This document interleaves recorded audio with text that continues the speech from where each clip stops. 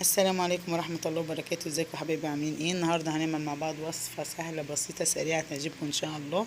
بطاطا بالسكر. كنا قبل كده عملنا البطاطا المشوية، بس ولادي مش بيحبوا المشوية جو، بيحبوا البطاطا اللي بالسكر دي اكتر. فانتي لو قاعدة كده نفسك في حاجة حلوة هتقومي تعمليها، مش مكلفة خالص، هو السكر والبطاطا وبس. جبت البطاطا غسلتها كويس، انا عامله لها سفنجة كده بغسلها بيها. ماشي. غسلتها كويس وحطيت عليها كوبايه ميه وغطيت عليها وسيبتها لحد ما هي استوت، هي كده استوت. بعد كده رحت حاطه لها كوبايه الا ربع سكر، ومش بقلب، بغطي عليها. وبعد 10 دقايق برجع تاني الاقي السكر دي ده عادي مع الميه ومع البطاطا كده بقى مش ظاهر، يعني زي ما انتوا شايفين كده.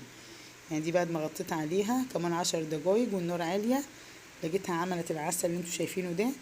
عايزه تخليه يبقى تقيل ماشي، عايزه تخليه خفيف ماشي، حسب بقى ما هتسوي. انا خليتها 10 دقايق مع السكر والميه كده، فبقى العسل دي بقى عامل كده.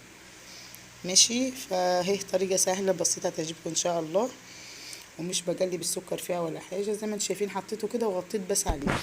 ممكن توطي عشان مش تلتسع منكي او كده. وبس. وبغرف لكل واحد طبق زي ما انتم شايفين كده. وبحط لهم عليه معلقه عسل، هما بيحبوها كده خالص يعني.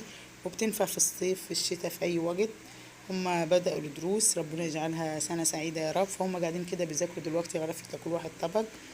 ماشي. احنا عارفين فوائد البطاطا. هي مفيدة برضه للأطفال، ودول أطفال يعني لسه بيكونوا جسمهم وكده، فمحتاج لا للنشويات ولا السكريات ولا كل حاجة.